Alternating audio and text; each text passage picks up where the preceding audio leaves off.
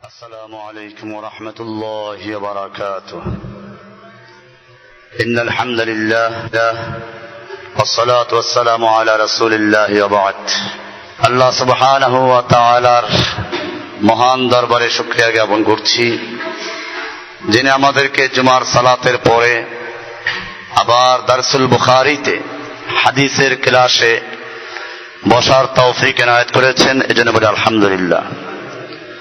আজকে আমরা আলোচনা করছি বুখারীর কিতাবুল ঈমানের থেকে। কিতাবুল ঈমান, বিসমিল্লাহির রহমানির রহিম। বাবু কওলিন নবী সাল্লাল্লাহু আলাইহি ওয়াসাল্লাম বুনিয়াল ইসলামু আলা খামসিন ওয়া হুয়া কওলুন ওয়া ফি'লুন ওয়া ইয়াজিদু ওয়া ইয়ানকুসু। এই অধ্যায় হচ্ছে আল্লাহর রাসূল সাল্লাল্লাহু আলাইহি ওয়াসাল্লামের যে বাণী, বুনিয়াল ইসলাম আলা খামসিন, ইসলামের বিনা পাঁচটা জিনিসের উপরে, এর উপর ভিত্তি করে এই বাব কায়েম করা হয়েছে। অহুয়া কওলুন ওয়া ফি'লুন, আর ইসলাম হলো কথা এবং কাজ।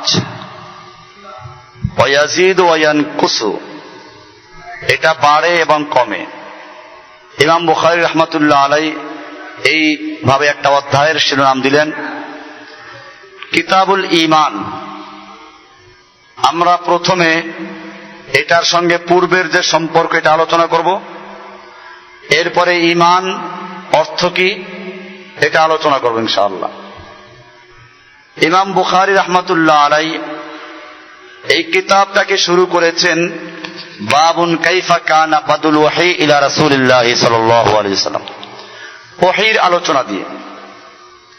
এটা আমরা পূর্বে আলোচনা করেছি যে এক একজন লেখক, হাদিসের যারা মুসান্নিফ লেখক, তারা তার কাছে যে বিষয়টা গুরুত্বপূর্ণ মনে করেছেন সেটা দিয়ে কিতাব শুরু করেছেন।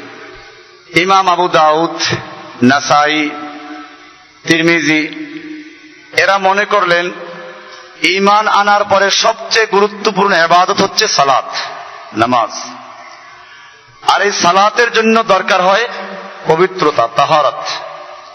এই জন্য ইমাম বুখারী রাহমাতুল্লাহ আলাইহি, ইমাম তিরমিজি, নাসাই, আবু দাউদ এরা তাদের কিতাবগুলোকে শুরু করেছেন কিতাবুস সালাত দিয়ে, তাহারাত দিয়ে, পবিত্রতা অর্জন করার আলোচনা দিয়ে। এটা গুরুত্বপূর্ণ বিষয় আমাদের কাছে। ইমাম মুসলিম রাহমাতুল্লাহ আলাইহি উনি চিন্তা করেছেন আর এক দিক। উনি শুরু করেছেন সনদের বয়ান দিয়ে। হাদিস বয়ান করতে যে সনদ, যে এই লেখক কার কাছ থেকে, তিনি কার কাছ থেকে, এই সনদ দিয়ে শুরু করেছেন। কেন? উনি চিন্তা করলেন ইসলামের সব কিছুর ভিত্তি হচ্ছে এলেমের উপরে, আর এলেমের ভিত্তি হচ্ছে সনদের উপরে। সনদবিহীন এলেম গ্রহণযোগ্য না। কারণ এ সম্পর্কে বিভিন্ন বক্তব্য আছে। আল্লাহ রাসূল সাল্লাল্লাহু আলাইহি ওয়াসাল্লাম বলেছেন, ইন্না হাযাল ইলমা দীনুন, নিশ্চয়ই এই ইলমটা হচ্ছে দিন। ইলমটা কি? দিন। ফানজুরু আম্মান তাখুযুনা দীনাকুম, সুতরাং তোমরা গভীরভাবে, ভালোভাবে দেখবে তুমি কার থেকে ইলম নিচ্ছ। ইলম যার থেকে নিচ্ছ তার ইলমের কোনো আসলে ভিত্তি আছে কিনা, সে নিজেই আসলে ইলম জানে কিনা। এজন্য আল্লাহর রাসূল সাল্লাল্লাহু আলাইহি ওয়াসাল্লাম বলেছেন যে তোমরা কার থেকে ইলম নিচ্ছ এটা ভালো করে যাচাই করে দেখবে। কোন এক কবি আরো সুন্দর করে বলেছেন, মাসালুল্লাযী ইয়াতলুবুল ইলমা বিলা ইসনাদিন কামাসালিল্লাযী ইয়ারতাকিস সাতহা বিলা সুল্লামিন। যে ব্যক্তি সনদবিহীন ইলম অর্জন করতে চায় তার দৃষ্টান্ত হচ্ছে সিঁড়িবিহীন ছাদে চড়ার মতো। সিঁড়ি ছাড়া যেমন ছাদে চড়া যায় না, এরকম সনদবিহীন ইলম অর্জন করা সম্ভব না। এই জন্য ইমাম মুসলিম রাহমাতুল্লাহ আলাইহি ওনার সহিহ মুসলিমকে শুরু করেছেন সনদের বয়ান দিয়ে। ইমাম ইবনে মাজাহ রাহমাতুল্লাহ আলাইহি উনি চিন্তা করলেন যে সবকিছু নির্ভর করে আল্লাহর রাসূলের ইত্তেবা করার উপরে, সুন্নাহর উপরে। ইবাদত কবুল হওয়ার জন্য শর্ত হচ্ছে দুইটা, ইখলাসুন নিয়্যাতে ওয়া ইত্তেবাউস সুন্নাহ। প্রথম হচ্ছে নিয়তটাকে শিরক মুক্ত করা, খালেস আল্লাহর জন্য করা। আর 2 নম্বর হলো ইত্তেবায়ে সুন্নাহ, রাসূলের সুন্নাহ অনুযায়ী করা। এজন্য যে কোনো কাজ করতে আল্লাহ রাসূলের সুন্নাহ বিহীন চলবে না। আমরা সালাত আদায় করব রাসূলের সুন্নাহ অনুযায়ী, রাসূলের সুন্নাহ অনুযায়ী সালাত আদায় না করে মন গড়া যদি আদায় করা তো হবে, এটা হবে না। আমরা মাগরিবের সালাত ফরজ 3 রাকাত পড়ি, কেউ যে 4 রাকাত পড়ে হবে নাকি? চিন্তা করলো যোহর পড়লাম 4 রাকাত, আসর 4 রাকাত, এশাও 4 রাকাত, মাঝখানে মাগরিব 3 রাকাত, কেন 4 রাকাত পড়ি? হবে? এটা হবে না। রাসূলের সুন্নাহ এরকম নয়।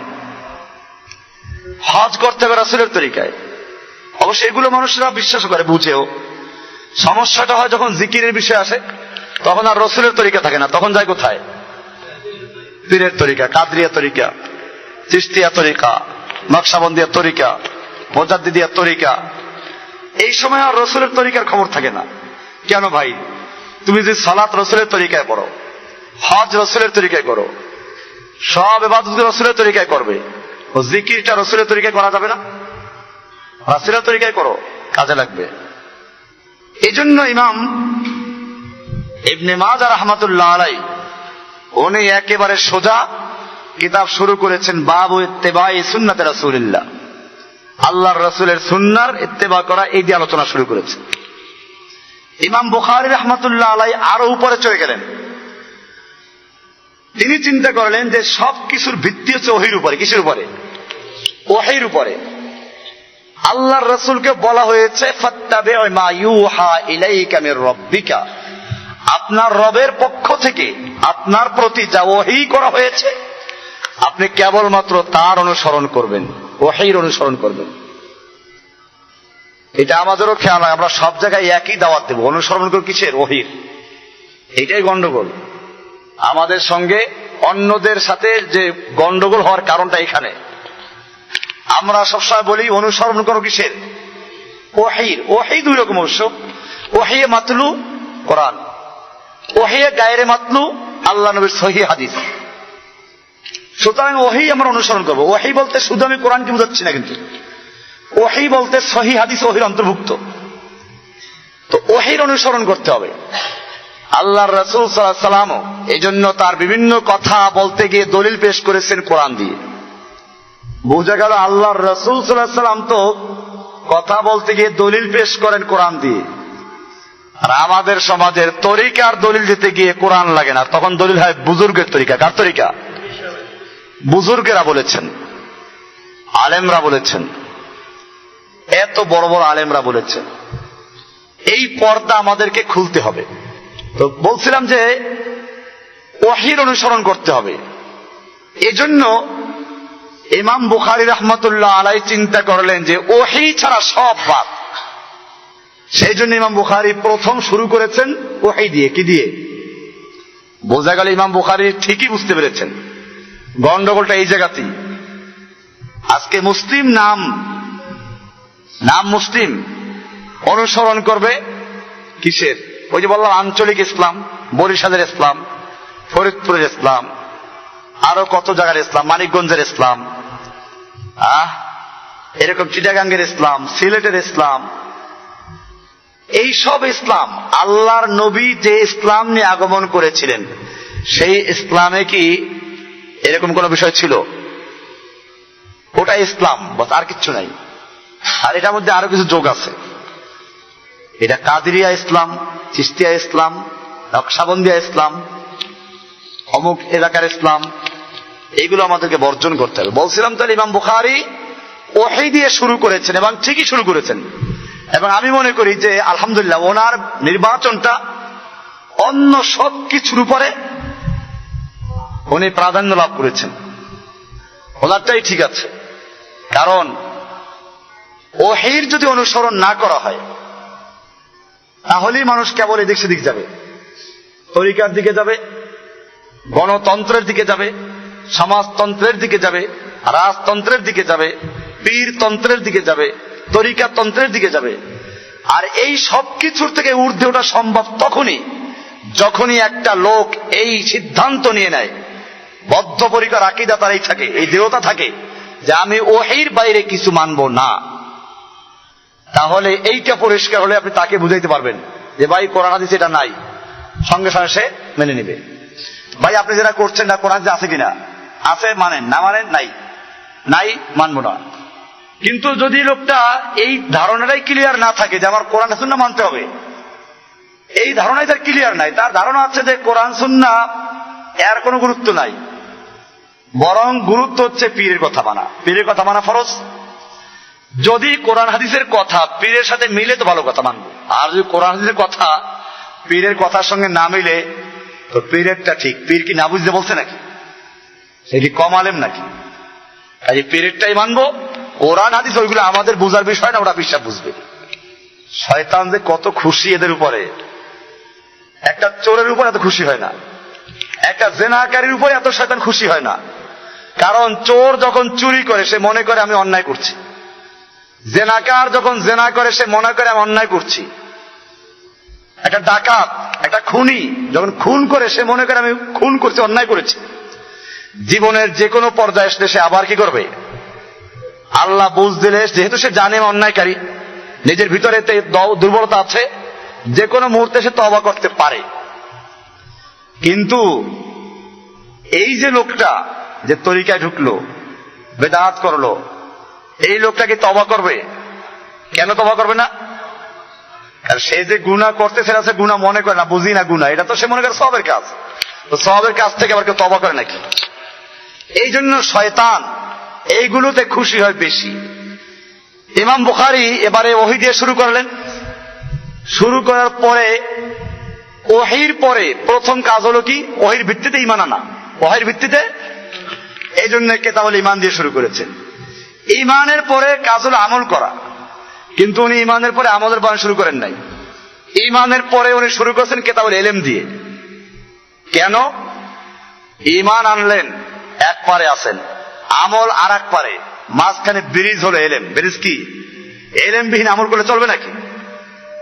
ইলমবিহীন আমল করলে সে আমল গ্রহণযোগ্য হবে না।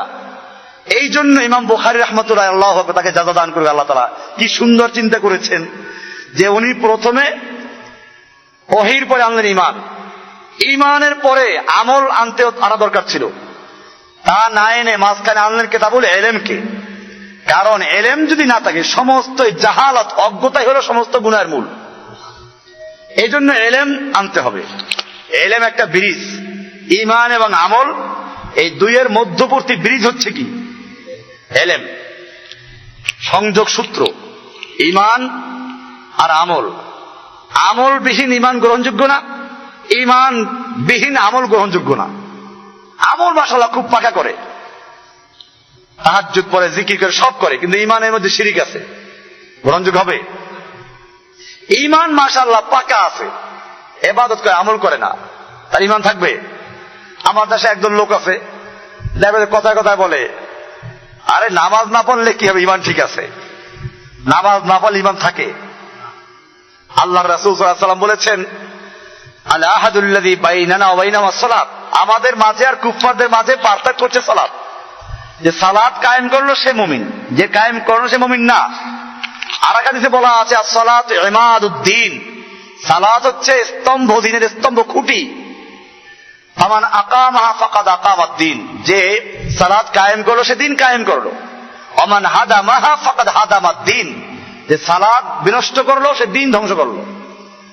এরকম আরেকটা হাদিসও আছে, আল্লাহ রাসূল সাল্লাল্লাহু আলাইহি ওয়াসাল্লাম বলেছেন মান তারাকা সালাতান মুতাআম্মিদান ফাকাদ কাফারা, যে ব্যক্তি এক ওয়াক্ত সালাত ইচ্ছা করে ছাড়লো, তরক করলো, সে কুফরি করলো। তাহলে বোঝা গেল।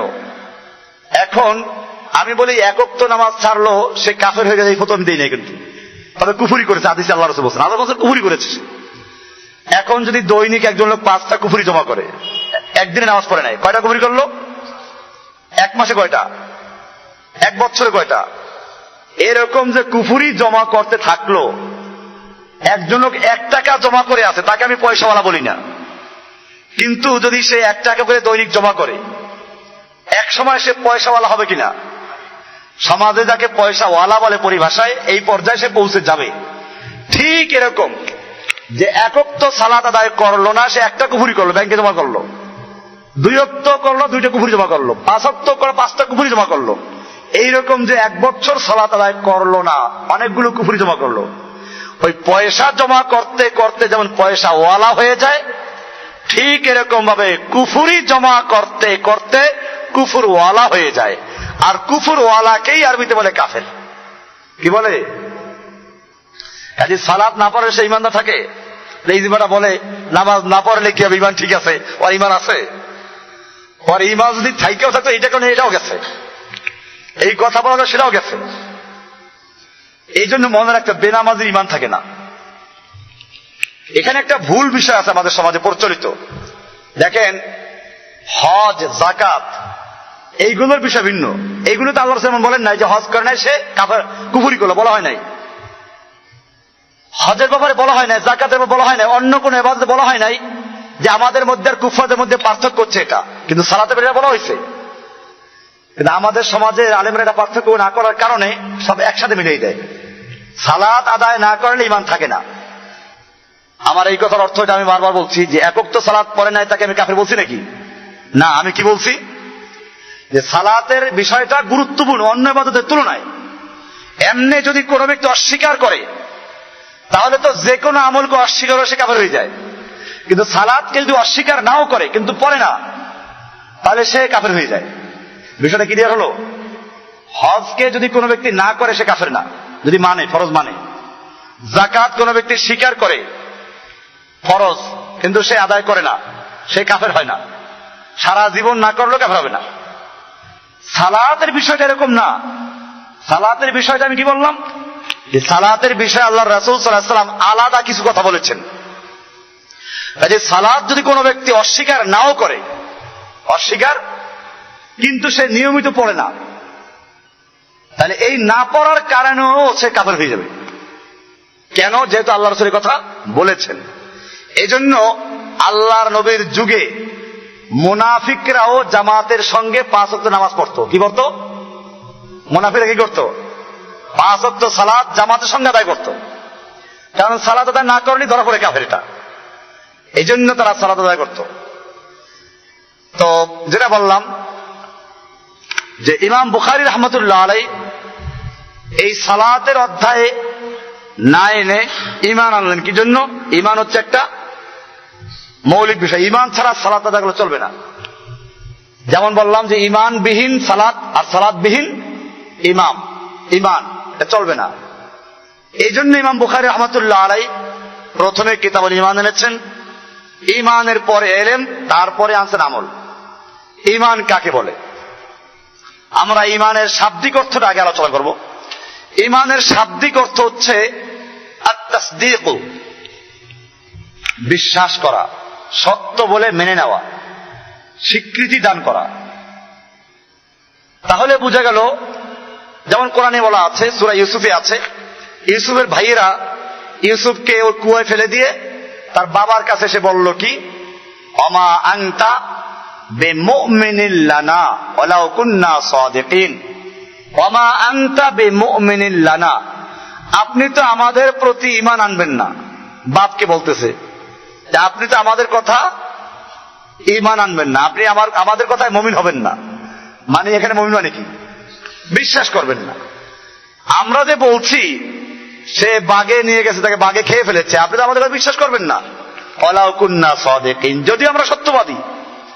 ওই যে কথা বলে না, চোরের মনে পুলিশ পুলিশ, তোমাদের বাবা বিশ্বাস করবে না, তোমরা বুঝলা কি করে?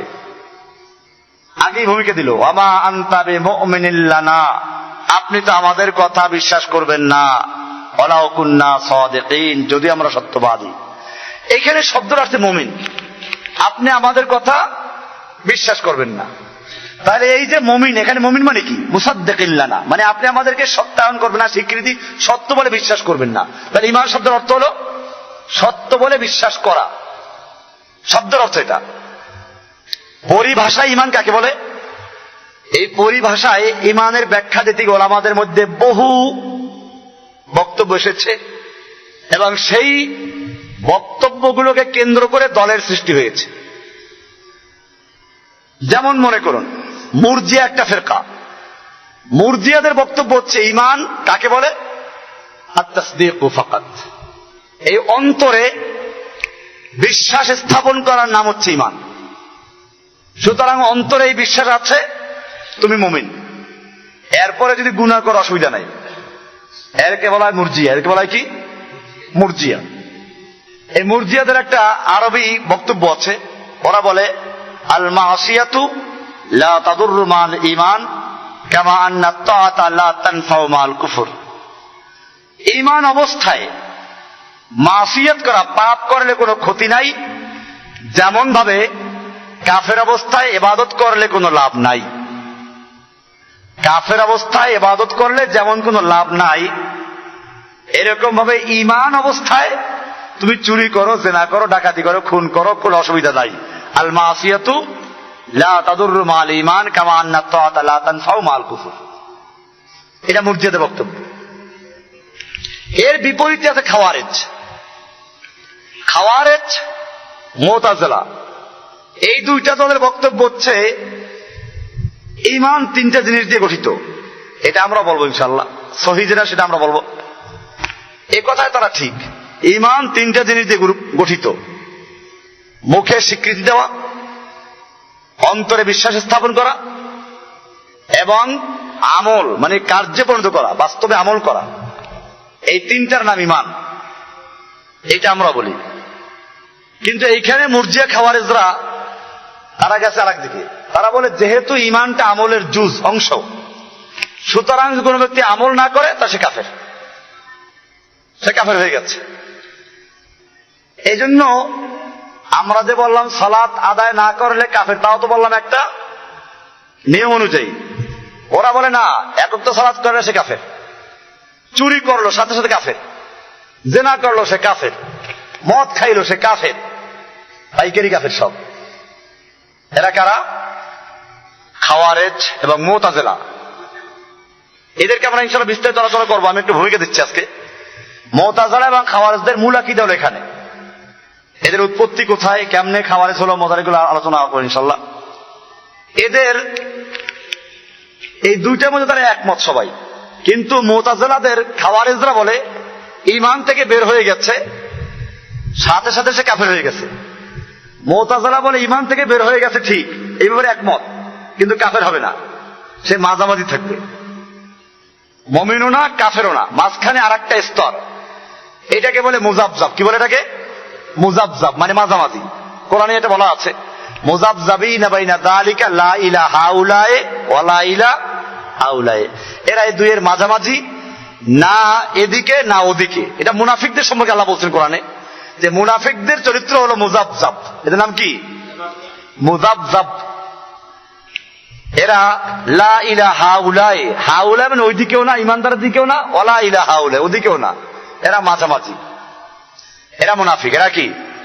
তো মুতাজিলা হলো এরকম মুযাবযাব, মুযাবযাবিনা বাইনা যালিক।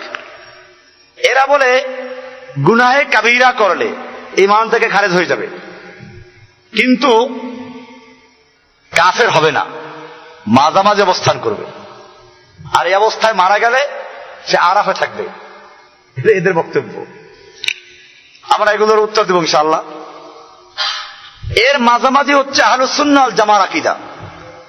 আহলুস সুন্নাহ ওয়াল জামার আকীদা হচ্ছে ঈমান তিনটা জিনিস দ্বারা গঠিত: তাসদীক বিল জানান, আমল বিল আরকান, ইকরার বিল লিসান। এই তিনটা জিনিস দ্বারা গঠিত। এই ক্ষেত্রে আহলুস সুন্নাহ ওয়াল জামার সবাই একমত। এর মধ্যে আবার কিছু পার্থক্য আছে। এই পার্থক্যটা এত মারাত্মক না, কিন্তু সূক্ষ্ম পার্থক্য। হানাফিয়াদের বক্তব্য হচ্ছে ঈমান ওই তাসদীকের নাম, অন্তরে বিশ্বাস করার নাম, তবে আমল শর্ত। আমল কি খেয়াল করবেন, তাহলে মুরজিয়াদের সাথে মিলে গেছে কিন্তু প্রথমে। কিন্তু মুরজিয়ারা বললো আমল লাগবে না, এখানে বলা আছে আমল লাগবে। সেই হিসাবে হানাফিয়ারা আমলের শর্ত করে দিল, আর শর্ত না থাকলে আমল থাকবে, ঈমান থাকবে না। অপরদিকে মুহাদ্দিসিন, ইমাম বুখারী বলেন, এখানে যেটা বলা আছে, এটা আরো মুহাদ্দিসিন সবাই, শাফি সাহেব, মালিক, আরো যত ইমাম আহমদ হাম্বল, এর অন্যান্য সব ইমামরা একমত যে ঈমান এই তিনটা জিনিস দ্বারা গঠিত, এবং আমলটা ইমানের একটা অংশ, জুজ। এই একটা সূক্ষ্ম পার্থক্য হানাফিদের সাথে আর অন্যান্য ইমামদের সাথে। কি বললাম? হানাফিয়ারা বলে আমলটা ইমানের জন্য শর্ত। শর্ত এবং সতর দুটো জিনিস ভিন্ন। সাতরুন মানে হচ্ছে অংশ, আর শর্তুন মানে হচ্ছে শর্ত, ভিন্ন জিনিস। উদাহরণ দিয়ে বুঝাই, যেমন সালাতের জন্য উযু এটাও ফরজ, আবার সালাতের জন্য রুকু সিজদাও ফরজ। পার্থক্য বলতে পারেন কেউ? শর্তটা বাইরে থাকে। উযু সালাতের ফরজ, কিন্তু সালাতের অংশ না, শর্ত। শর্তুসাই খারিজুসাই, শর্তটা বাইরে থাকে, কিন্তু ওটা না হলে চলবে না। উযু না হলে সালাত হবে না, তাই বলে উযু সালাতের অংশ না। বিষয়টা ক্লিয়ার হলো? হানাফিরা এরকম বলেন যে আমলটা ইমানের অংশ না, তবে ইমান টিকতে হলে আমল লাগবে, শর্ত। আর অন্যান্য মুহাদ্দিসিনরা বলেন যে না, আমলটা ইমানের অংশ। যেমন সালাতের রুকু সিজদা সালাতের অংশ, এরকম ভাবে রুকু সিজদা যেরকম সালাতের ভিতরের অংশ, আমলটা এরকম ভিতরের অংশ। এই একটা পার্থক্য আছে, কিন্তু এটা আমাদের খুব খেয়াল রাখতে হবে। আমরা আহলুস সুন্নাহ ওয়াল জামার মধ্যে যে গ্রুপগুলো আছে, ফিকহি বিষয়ে আমাদের ইখতিলাফ আছে, কিন্তু আকীদা বিষয়ে ইখতিলাফটা খুব কম। এই জন্য হানাফিয়াদের আকীদার ব্যাপারে কোনো সমস্যা না। ফিকহার মাসলার মধ্যে বিভিন্ন ইখতিলাফ হয়ে গেছে বিভিন্ন হাদিসের কারণে। কেউ বলে এটা সহিহ হাদিস, কেউ এটা দুর্বল হাদিস। এই কারণে এই জন্য আমরা যে বলি যে আমরা আকীদার বিষয়গুলোকে দাওয়ার মূল হিসেবে গ্রহণ করেছি। তাওহীদের দাওয়াত দেওয়া, শিরকের বিরুদ্ধে দাওয়াত দেওয়া, সুন্নাহর পক্ষে দাওয়াত দেওয়া। কারণ হচ্ছে হানাফি মাযহাব এবং অন্যান্য মাযহাবের যে মাযহাবী ইখতিলাফটা, এই মাযহাবী ইখতিলাফটা আপনার আকীদার ইখতিলাফের সাথে এক না। পীরদের সাথে আমাদের যে ইখতিলাফ আর মাযহাবীর ইখতিলাফ এক জিনিস না। পীরদের যে ইখতিলাফ এটা আকীদার সাথে জড়িত, আর মাযহাবী ইখতিলাফটা হলো ফিকহের সাথে জড়িত। আকীদার মধ্যে হানাফিয়ারা এখানে বলছেন যে ঈমান হলো তাসদিকের নাম, কিন্তু আমল দরকার নাই তা বলেন নাই, আমল শর্ত। আমল কি? অপরদিকে মুহাদ্দিসিনরা বলেছেন ঈমান এই তিনটা জিনিসের মুরাক্কাব। এটা হাদিসে দলিল আছে, দুই পক্ষেরই দলিল আছে। আমি সে দলিলগুলো আলোচনা করবো ইনশাআল্লাহ। তো তিনটা দ্বারা গঠিত, তিনটার সংমিশ্রণে। বিষয়টা এরকম, যেমন ভর্তা বানাই না আমরা, ভর্তার তিনটা রকম আছে। আলু বা কলা ভর্তা, যেটা এখানে আলু বা কলা লাগবে এক রকম, পেঁয়াজ মরিচ এগুলো আর এক রকম, আর সাথে তেল আছে আর এক রকম। এই তিনটা মিলে কি হবে? ভর্তা হবে। মুহাদ্দিসিনরা বলেন আমলটা হলো এরকম ইমানের একটা অংশ। ভর্তায় যেমন এই তিনটা মিলে তারপরে কি হয়? ভর্তা হয়। এরকম আমলটা হচ্ছে ইমানের এরকম অংশ, ভর্তার মতো। তবে এখানে দেখেন, আমি যদি বলি যে দুই দলের মধ্যে আসলে কাছাকাছি, মুহাদ্দিসিনরা আমলকে ইমানের অংশ বলেছেন ঠিকই, মাথাও একটা অংশ, হাত একটা অংশ, পাও একটা অংশ, আঙ্গুল একটা অংশ। মাথা কাটলে কি মানুষ বাঁচে? হাত কাটলে কি হয়? ঠিক এরকম তাসদিক, অন্তরের বিশ্বাস স্থাপন করা, এটা প্রথম, এটা মাথা। এটা যদি কেউ না থাকে ঈমান শেষ। আর অন্য যেগুলো ওগুলো হাত পায়ের মতো অংশ। এখন এই জন্য বললাম যে রোজা যদি কেউ না রাখে তা সে কাফের হয় না, যতক্ষণ পর্যন্ত অস্বীকার না করে। সালাতেরটা তো আলাদা করলাম। এরকম যদি হজ কেউ না করে, ফরজ হয়েছে, বিশ্বাস করে ফরজ আছে, কিন্তু সে টাল বাহানা করে না, তারে কিন্তু কাফের মুহাদ্দিসিনরা বলেন না। তাহলে বুঝে গেল জুজ তো বললাম, অংশ তো বললাম, কিন্তু এইরকম অংশ না যে অংশ মাথা মতো। তাহলে হানাফিয়ারাও বললো শর্ত, ওনারা বললেন এমন অংশ না যে অংশ না থাকলে মাথা মানুষ মারা যাবে, ঈমান ধ্বংস হয়ে যাবে না। এই জন্য ওনাদের যে ইখতিলাফ, এটা কাছাকাছি ইখতিলাফ, এটা অত মারাত্মক না, শাব্দিক ইখতিলাফ বলা যেতে পারে। মূলত ফলাফল একই। হানাফিয়ারা ঈমানটাকে ভর্তার মতো, যেমন ভর্তার অংশ যেমন কি পেঁয়াজ মরিচ তেল, এরকম ভর্তার অংশ বানান নাই। সালাদটাকে আবার আমলগুলোকে ঈমানের মূল অংশ বলেন নাই, কিন্তু শর্ত বলেছেন। অপরদিকে মুহাদ্দিসিনরা অংশ বলেছেন, কিন্তু অংশ বললে এমন অংশ না যে অংশটা কি হলে ছুটে গেলে একটা ঈমান চলে গেছে, তাহলে জিনিসটা কাছাকাছি চলে আসলো। এ হলো মুহাদ্দিসিনদের মধ্যে এবং হানাফিদের মধ্যে ঈমানের সংজ্ঞার মধ্যে পার্থক্য। এই জন্য কেউ কেউ বিষয়টাকে যাচাই না করে বলে দেয় যে হানাফি মাযহাবের যারা তারাও মুরজিয়া, তারাও কি মুরজিয়া। কারণ তারা ওই যে হানাফিদের কিতাবে লেখা আছে, এটা যে হানাফিয়াদের সব কিতাবে লেখা আছে ঈমান হলো তাসদিকের নাম, অন্তরে বিশ্বাস স্থাপন করা, এটার নাম ঈমান। তাহলে একটা হয়ে গেল, আগলো কই? এই কারণে অনেকে এই বিষয়, কিন্তু হানাফিদের মাযহাব গভীরভাবে পড়তে হবে। পড়লে দেখবেন সেখানে বলা আছে হানাফিয়ারা অন্তরের বিশ্বাসটাকে ঈমান বলে, কিন্তু আমলটাকে শর্ত বলে। সুতরাং শর্ত যদি না থাকে তাহলে আস্তে আস্তে সেই ঈমান থেকে চলে যায়। এই জন্য মুহাদ্দিসিনদের মধ্যে আর হানাফিদের মধ্যে পার্থক্যটা অত বেশি গুরুত্বপূর্ণ না, শাব্দিক পার্থক্য, তার মর্ম একই। পক্ষান্তরে মুরজিয়াদের সঙ্গে, খাওয়ারিজদের সঙ্গে, মুতাজিলাদের সঙ্গে, জাহমিয়াদের সঙ্গে, মুশাব্বিহাদের সঙ্গে আমাদের যে পার্থক্যটা ঈমানের সংজ্ঞার মধ্যেই পার্থক্য। এই জন্য এগুলো পরিষ্কার ভ্রান্ত দল। 72 ফেরকা যে আছে, আমরা এটা দেখাবো ইনশাআল্লাহ কোন কোন ফেরকা কত শাখা আছে। এই ঈমানের সংজ্ঞার মধ্যেই 72 ফেরকা হয়ে গেছে। এই জন্য আমাদের প্রয়োজন হবে এই সবগুলোর আকীদা সম্পর্কে বিস্তারিত জানা এবং জেনে শুনে তারপরে নিজেদের ঈমানকে দুরুস্ত রাখা। আমরা যেটা বলবো সেটা মুহাদ্দিসিনদেরটাই এখানে আমরা অগ্রাধিকার দেই, যে ঈমান তিনটা জিনিসের সমন্বয় হচ্ছে ঈমান, এবং এটাই আহলুস সুন্নাহ ওয়াল জামার আকীদা। কি কি? আল ঈমানু ইকরারুন বিল লিসান, মৌখিক ঘোষণা স্বীকৃতি দেওয়া। 2 নম্বরে ইকরারুন বিল লিসান আই কি তাসদীকুন বিল জানান, অন্তরে বিশ্বাস করা। আর 3 নম্বরে আমলুন বিল আরকান, অঙ্গ প্রত্যঙ্গের মাধ্যমে এটাকে কি করা? বাস্তবায়ন করা। কয়টা জিনিস হলো? এই 3টা জিনিসের সমন্বয় হচ্ছে কি? ঈমান। একজন লোক অন্তরে বিশ্বাস করে কিন্তু মৌখিক স্বীকৃতি সে দেয় নাই, তার জন্য ঈমান হয় নাই।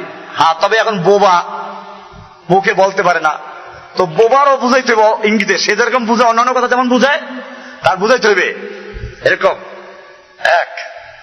এরকম সাক্ষী দিতে হবে। এই সাক্ষী না দিলে আর ঈমান হবে না। ইকরার বিল লিসান, মৌখিক স্বীকৃতি, এটা ফরজ। হ্যাঁ, এখানে এই বিষয়টা এই জন্য বলে, দেখেন মূল বিষয়টা তাসদিক, এটা থাকবে।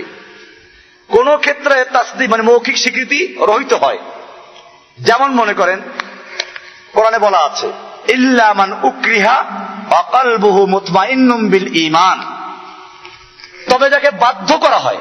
একজনকে ছুরি ধরলো, বলে তুই বল যে আমি লা ইলাহা ইল্লাল্লাহ বিশ্বাস করি না, মুখে সেটা বলল কিন্তু অন্তরে তার বিশ্বাস ঠিকই আছে, সে কাফের হবে? হবে না। আম্মার ইবনে ইয়াসির রাদিয়াল্লাহু তাআলা আনহুকে মক্কার কুফফাররা চরম জুলুম করলো, অত্যাচার করলো। তার মাকে লজ্জাস্থানে বর্ষা দিয়ে আঘাত করে করে আবু জাহল হত্যা করলো। তার বাপকে বেঁধে রেখে পিটাইলো, ইয়াসিরকে, আম্মারকে নির্যাতন করলো। আম্মারকে দিয়ে এসে বলাইলো যে আমি মুহাম্মদ সাল্লাল্লাহু আলাইহি ওয়াসাল্লাম থেকে ঈমান উদ্ধ করলাম। উনি তাড়াতাড়ি আল্লাহ রাসূলের কাছে চলে গেলেন, ইয়া রাসূল এই বিপদে পড়েছি, এই কাম করে আসছি। আল্লাহর রাসূল সাল্লাল্লাহু আলাইহি ওয়াসাল্লাম জিজ্ঞেস করেন, আম্মার তোমার অন্তরের অবস্থা কি ছিল তখন? বলে, ইয়া রাসূলুল্লাহ অন্তরে আমার ঈমান পূর্ণভাবেই ছিল। আল্লাহর রাসূল সাল্লাল্লাহু আলাইহি ওয়াসাল্লাম বললেন, তাহলে আর তোমার কোনো ভয় নাই, যদি সামনের দিকেও এরকম বিপদে পড়ো তাহলে ওরকম ভাবে তুমি মৌখিকভাবে ওদের পক্ষে কথা বলে চলে এসো। আল্লাহ তাআলা কোরআনে এটা আগেই আল্লাহ রাসূলকে জানিয়ে দিলেন, ইল্লা মান উকরিহা ওয়া কলবুহু মুতমাইন্নুম বিল ঈমান, যাকে বাধ্য করা হয়েছে। এই জন্য যারা মনে করে রিমান্ডে নেয়, তো রিমান্ডে নিয়ে তাদের থেকে অনেক স্বীকৃতি আদায় করে। তো এমন কোন স্বীকৃতি দেওয়া যাবে না যার দ্বারা কি হয়ে যায়, উম্মার ক্ষতি হয়।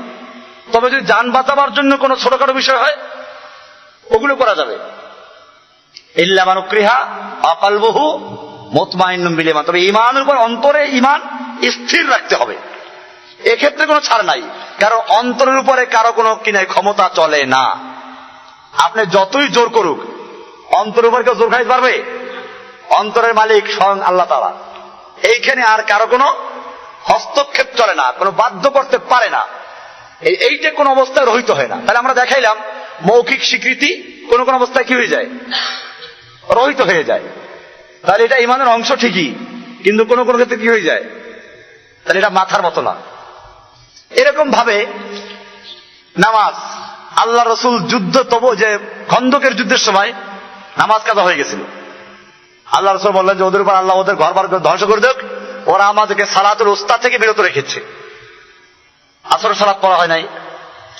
তো যে কারণে দেখা যায় এরকম মেয়ে লোকের হায়েজ নেফাস হইলে সালাত কি হয়ে যায়, বাতিল হয়ে যায়, মাফ হয়ে যায়। এরকম ভাবে যদি সালাত পড়তে কাউকে বাধ্য করা হয়, সালাত পড়া যাবে না, বা সিয়াম পড়া জোর করে একেবারে তাকে সিয়াম ভাঙ্গাইল একজনে, না জান গুলি করে ফেলবে, তো এক্ষেত্রে সিয়াম সে ভাঙবে, পরে কাজা করবে। তাহলে আমরা দেখলাম যে তাসদিক, যেটা অন্তরের যে বিশ্বাস, এইটা কোনো সময় কি হয়ে যায়, রহিত হয়, কিন্তু বাকি দুটো রহিত হয় না। আর স্বাভাবিক অবস্থায় আমি এই দুইটার মধ্যে একটা দুই গ্রুপের একটা সামঞ্জস্য সৃষ্টি করলাম, সেটা হচ্ছে এই যে স্বাভাবিক অবস্থায় এই তিনটা জিনিস কি পালন করতে হবে: মৌখিক স্বীকৃতি দেওয়া, অন্তরে বিশ্বাস স্থাপন করা, আমলে কার্যকর করা। ইকরারুন বিল লিসান, মৌখিক স্বীকৃতি দেওয়া; তাসদীকুন বিল জানান, অন্তরে বিশ্বাস স্থাপন করা; আমালুন বিল আরকান, এবং কার্যত এটা বাস্তবায়ন করা। এই তিনটা জিনিস স্বাভাবিক অবস্থায় কোনো অবস্থাতেই মাপ হবে না। শুধুমাত্র যদি কি হয়, তাকে বাধ্য করা হয়, সেই ক্ষেত্রেই কেবল কি আছে, তাও বাধ্যতার পরিমাণ আছে, আমরা এগুলো আলোচনা করবো ইনশাআল্লাহ। কেবল সাধারণ বাধ্য করলে হবে না, এইরকমই কাউকে বাধ্য করা যার জান চলে যাবে, তো সেক্ষেত্রে তার জন্য ইকরার বিল লিসানকে ছেড়ে দেওয়া বা আমলকে ছেড়ে দেওয়ার সুযোগ আছে, কিন্তু তাসদিক বিল লিসান, তাসদিক বিল জানান, অন্তরে যে বিশ্বাস, এখান থেকে সরে আসার কোনো সুযোগ নেই। আমরা ইনশাআল্লাহ সামনের আলোচনায় ইমানের উপরে বিভিন্ন সংজ্ঞা কারা কি দিয়েছে এটা আরো একটু বিস্তারিত আলোচনা করব। এরপরে ইমানকে কেন্দ্র করে বিভিন্ন যে ফেরকার তৈরি হয়েছে, সেগুলো এক এক ফেরকার কি আকীদা, এগুলো আলোচনা করবো ইনশাআল্লাহ। তারপরে মূল আলোচনায় ঢুকবো ইনশাআল্লাহ। এটা প্রত্যেকের এগুলো জানা দরকার। আল্লাহ সুবহানাহু ওয়া তাআলা আমাদের সকলকে বিষয়গুলোকে জানার এবং আমল করার তৌফিক দান করুন। সুবহানাল্লাহি ওয়া বিহামদিহি, সুবহানাকাল্লাহুম্মা ওয়া বিহামদিকা, আশহাদু আল্লা ইলাহা ইল্লা আনতা, আস্তাগফিরুকা।